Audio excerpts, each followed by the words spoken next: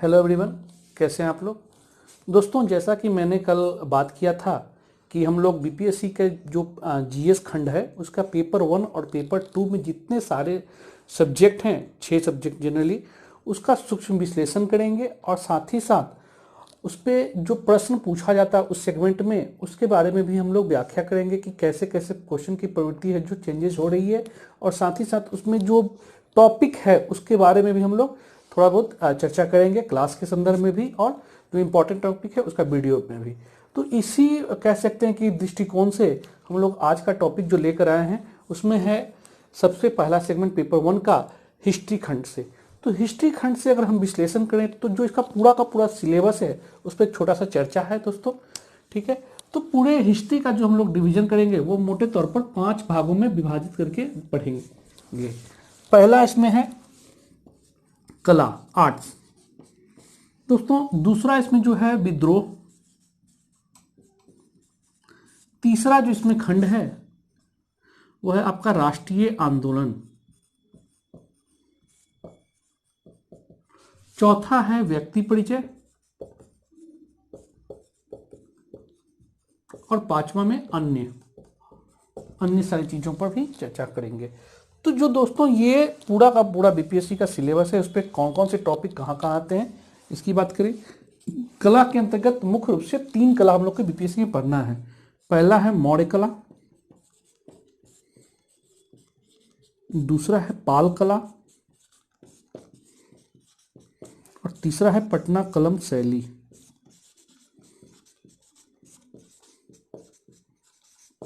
ठीक है, तो ये सेगमेंट 3 में से हमेशा एक क्वेश्चन यहां से रहता है। दूसरा विद्रोह की अगर बात करें तो 3 प्रकार के विद्रोह भी पढ़ने हैं। जैसे पहला है आपका संथाल विद्रोह,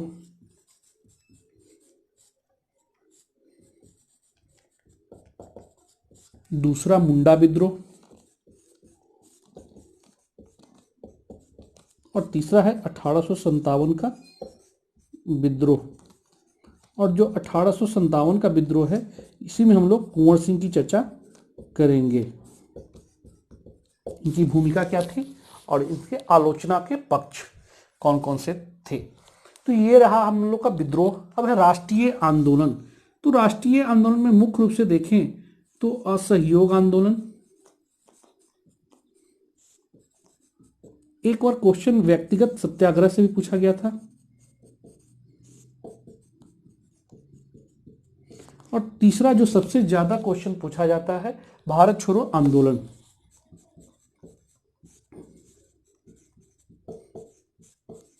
और जो दोस्तों भारत छोड़ो आंदोलन है उसका प्रश्न का जो फलक है वो 2 डायमेंशन पे बनता है। एक इसमें आपका है विभिन्न वर्गों की भूमिका,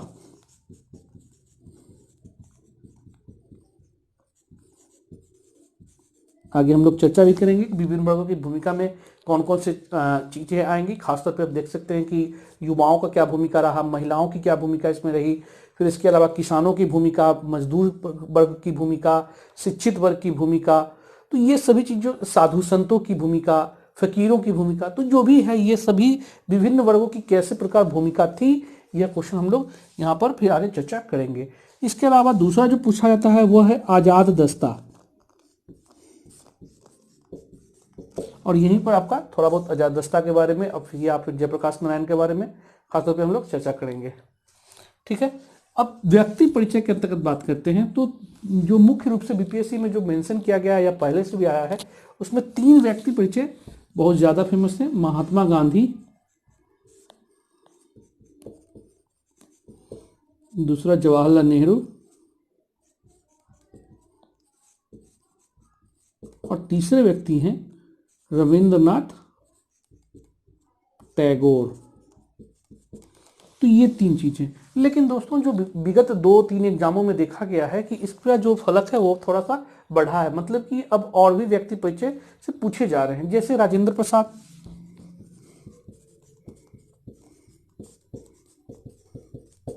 जयप्रकाश नारायण, और साथ ही साथ एक व्यक्ति हैं आपका राम मनोहर लोहिया।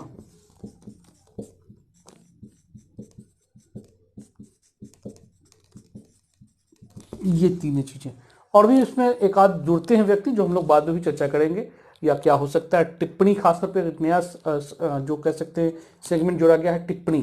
तो टिप्पणी में क्या क्या चीजें हैं इस पर हम लोग चर्चा भी किए हैं, और जनरली मेरा जो टेस्ट चल रहा है उसमें क्वेश्चन पूछा भी जा रहा है कई चीजों पर। तो ठीक है दोस्तों, ये रहा। अब अन्य चीजें में क्या क्या आएगी, तो जो सबसे ज्यादा इंपॉर्टेंट होता है अन्य चीजों में वो है आपका चंपारण सत्याग्रह। चंपारण सत्याग्रह से लगभग क्वेश्चन पूछा जाता है और इसमें भी हम लोग चर्चा करेंगे आगे चल के। फिर दूसरा है पाश्चात्य शिक्षा।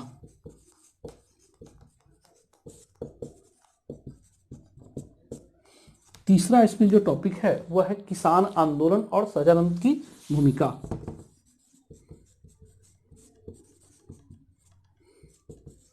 एवं सहजानंद। और चौथा जो टॉपिक इसमें इंपॉर्टेंट होता है वह है आधुनिक बिहार की निर्माण, आधुनिक बिहार का निर्माण।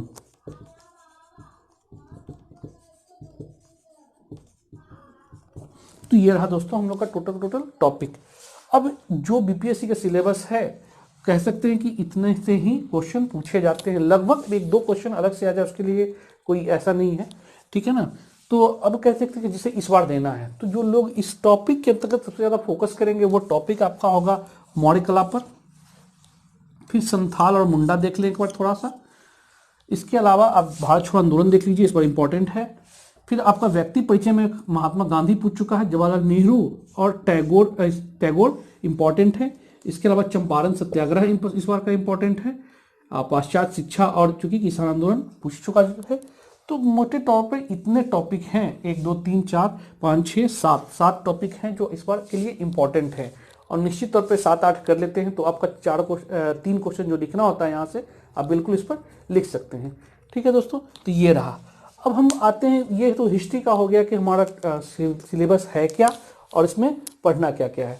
अब हम बात करेंगे इसमें जो क्वेश्चन की प्रवृत्ति होती है। तो एक क्वेश्चन आज हम लोग लेते हैं, उस पर चर्चा कर देंगे, और आने वाले समय में निश्चित तौर पर प्रत्येक प्रकार का क्वेश्चन जो होगा सभी सब्जेक्ट का, उस पर भी हम लोग आगे चर्चा करते रहेंगे। बस आप लोग अपना सहयोग और जो विश्वास है उसे बनाए रखिए, ठीक है दोस्तों। तो आज का जो टॉपिक है वह है मौर्य कला पर।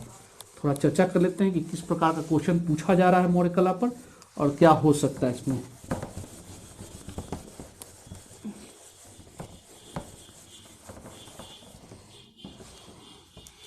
ठीक है, टॉपिक है मौर्य कला। अब दोस्तों मौर्य कला के अंतर्गत जो अभी तक जो प्रश्न पूछे गए हैं, प्रश्न उसका अगर हम बात करें तो 4 प्रकार के इसमें प्रारूप हम लोग ध्यान रखेंगे। पहला क्वेश्चन जो बनता है वह है आयाम पर आधारित, आयाम पर आधारित। दूसरा है इसकी विशेषता पर आधारित।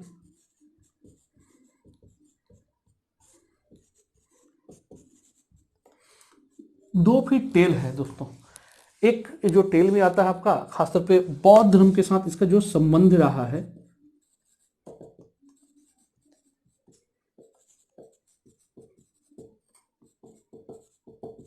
संबंध, और दूसरा बिहार पर इसका क्या प्रभाव पड़ा।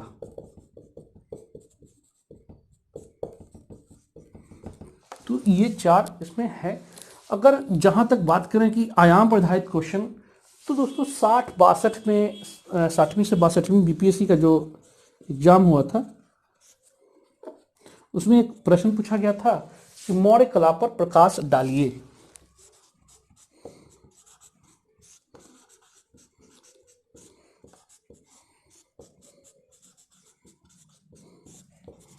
मौर्य कला पर प्रकाश डालिए। तो ये उसके आयाम पर क्वेश्चन पूछे गए थे, जबकि विशेषता पर भी कई बार क्वेश्चन पूछा गया है। जैसे आप कह सकते हैं कि खासतौर पर 53वीं से 55वीं बीपीएससी में एक क्वेश्चन आया था। 53वीं से 55वीं बीपीएससी में जो क्वेश्चन था कि मौर्य कला की प्रमुख विशेषताओं को बताएं।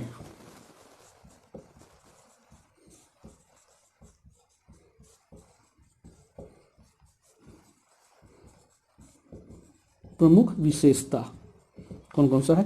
फिर इसी प्रकार एक 64वीं बीपीएससी में भी एक बार क्वेश्चन आया है 64th में, जो क्वेश्चन था कि मौर्य कला तथा भवन निर्माण कला की विशेषता, मतलब दोस्तों मौर्य निर्माण तो है ही, मौर्य कला तो है ही, मौर्य कला एवं भवन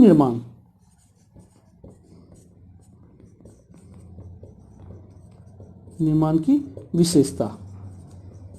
अब दोस्तों यहाँ पर बहुत जरूरी है एक बात का मेंशन करना कि जो प्रश्न देखता हूँ मैं, खासतौर पे जो भी कह सकते हैं कि किसी फेसबुक पर या फिर व्हाट्सएप पर बहुत सारे क्वेश्चन, तो क्वेश्चन कुछ भी पूछा जाए, जैसे आयाम पर हो या विशेषता पर, लिखते लोग वही आंसर हैं जो ढड़ा चला आ रहा है।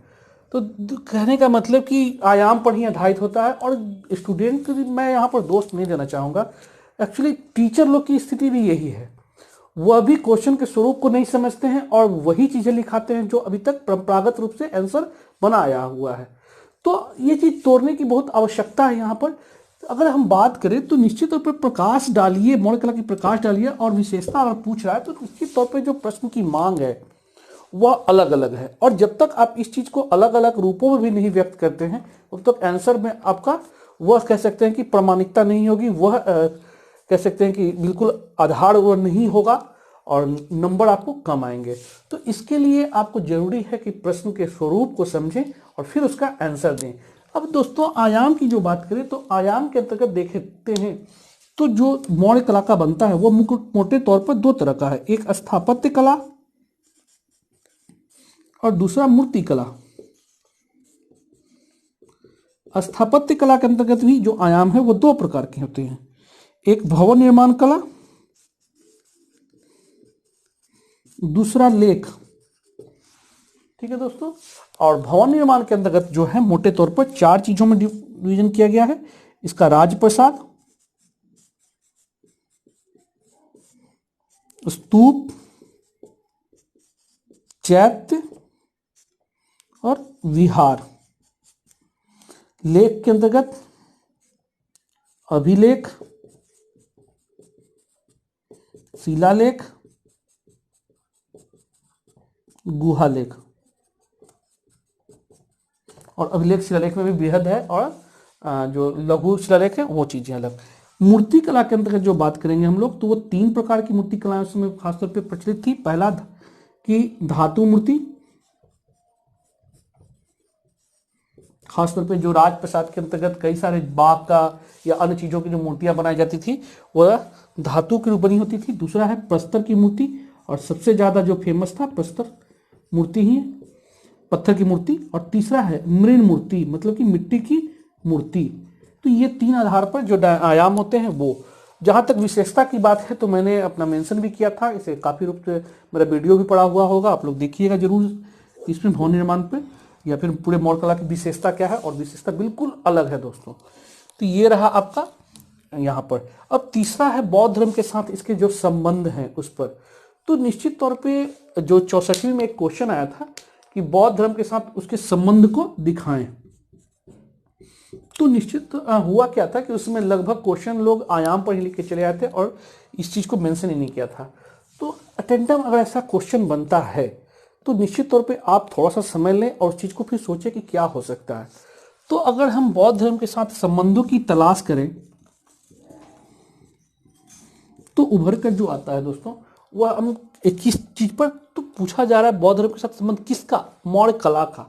तो कला के अंतर्गत अगर बौद्ध धर्म कहां कहां होगा तो पहले देखेंगे कि भवन निर्माण के अंतर्गत कहां कहां प्रभाव रहा, फिर इसके अलावा हम देखेंगे कि मूर्ति निर्माण के अंतर्गत कहां कहां इसका प्रभाव रहा बौद्ध धर्म का, और तीसरा जो खासतौर पर देखेंगे कि अभिलेख या शिलालेख जो भी हो, अभिलेख या शिलालेख में जो बातें उल्लेखित हैं उन बातों का बौद्ध धर्म के साथ कैसे प्रभाव रहा है या संबंध रहा है, खासतौर पे दोनों का आइडियोलॉजी क्या क्या रहा है दोस्तों। तो अगर इन सब चीजों को तलाश करेंगे तो निश्चित तौर पे 10-12 पॉइंट आपके पास निकल जाएंगे, तो आपका एक आंसर पूरा हो जाएगा। अगर नहीं होता है तो फिर हमसे संपर्क कीजिए। निश्चित तौर पे मैं अपना क्लास में कम से कम 12 से 15 इसमें पॉइंट में डिस्कशन करता हूँ, तो आप लोग के लिए भी फायदेमंद होगा। ठीक है, तो आप लोग कोशिश वैसे कीजिएगा पहले। अब हम करते हैं बात बिहार पर प्रभाव का, क्या प्रभाव रहा। तो जहां तक प्रभाव की बात करते हैं तो प्रभाव दो स्तर पर देख सकते हैं। एक तात्कालीन प्रभाव क्या पड़ा और दूसरा कालांतर प्रभाव। कहने का मतलब तात्कालीन प्रभाव किन चीजों में, भवन निर्माण में, मूर्ति में, अभिलेख में, ये चीजों में जो मौर्य कला में उसमें प्रचलन था, तो उसका तात्कालीन प्रभाव क्या रहा। जैसे कि मौर्य ने जो किया, क्या आगे चल के मौर्योत्तर हो या गुप्त हो या गुप्तोत्तर हो या फिर आगे के कालों में भी वो चीजें पाई गई, अगर हाँ तो उसका मेंशन करें कि तत्कालीन में जो चीजें थी उसमें निरंतरता रही और ये काल में भी उस चीज को देखा गया। कालांतर प्रभाव में दोस्तों खासतौर पे आप देखिएगा कि मॉडर्न काल में भी कुछ चीजें ली गई है और विशेष तौर पे भारतीय संविधान में जो हमारा जो प्रावधान है उसमें बहुत सारी चीजें हैं जो बिल्कुल कह सकते हैं कि मौर्य खासतौर पे मौर्य काल में जो अभिलेखों में उल्लेखित चीजें थी, धर्मनिरपेक्षता की बात, पंथ निरपेक्षता की बात, या फिर और बहुत सारी चीजें हैं जो यहाँ पर हम लोग खासतौर पे हमारे संविधान में मेंशन किया गया है। और ये चीज खोजने का कार्य कीजिए, वैसे नहीं मिलता तो फिर यहाँ पर मैं हूँ इसके लिए, ठीक है। तो ये सब डायमेंशन से अगर आप क्वेश्चन को तैयार करते हैं तो निश्चित तौर पे किसी प्रकार का क्वेश्चन आए आप आराम से कर ले जाइएगा। और अगर प्रत्येक टॉपिक का, प्रत्येक सब्जेक्ट के प्रत्येक टॉपिक का इतने डायमेंशन से करते हैं तो जो भी विगत वर्षों में देखा गया क्वेश्चन का अजीब सा ट्रेंड हो गया है और क्वेश्चन काफी ज्यादा व्यापक फलक के साथ पूछा जा रहा है, तो निश्चित तौर पे आप किसी भी प्रकार के क्वेश्चन का जवाब दे पाएंगे। हम लोग दोस्तों यूपीएससी में जो चीजें को इसी प्रकार पढ़ते थे और वर्तमान में खासतौर पे देख रहे हैं कि यूपीएससी के अंतर्गत भी बहुत सारी चीजें इसी प्रकार से की जा रही है। तो बीपीएससी ने भी अब ऐसा कर दिया है, तो निश्चित तौर पर अब जो पहले से चली आ रही है परंपरागत रूप से जो 10 क्वेश्चन रट के जाओ और बीपीएससी करके आओ, ऐसा बिल्कुल संभव नहीं है। तो आपको मेहनत करना होगा और इसके लिए हम लोग एक जो बार बार कहते भी हैं कि क्वेश्चन आंसर राइटिंग डेली का प्रोग्राम जो चल रहा है उस पर बेहतर तरीके से डेली क्वेश्चन दिया जा रहा है। इस पर प्रत्येक सेगमेंट से, प्रत्येक टॉपिक से क्वेश्चन जितने प्रकार के बन सकते हैं उस पर दिए जा रहे हैं और उसका विश्लेषण किया जा रहा है, उसके जो हाँ कमियां रह रही है कमियों को दूर किया जा रहा है। तो आप तो चाहें तो जुड़ सकते हैं, जुड़ने के लिए हमारा नंबर भी नीचे मेंशन है, आप लोग वहां से लेकर बात करें, ठीक है। जो भी होगा, अगर नहीं जुड़ना चाहते तो दोस्तों तो मेरा क्वेश्चन फेसबुक पर, व्हाट्सएप पर, टेलीग्राम पर सभी जगह मिल जाते हैं, तो आप वहां से भी लाभान्वित हो सकते हैं, ठीक है दोस्तों। तो इसी के साथ हम लोग बस कहते हैं कल फिर नए टॉपिक के साथ आएंगे, ठीक है। धन्यवाद।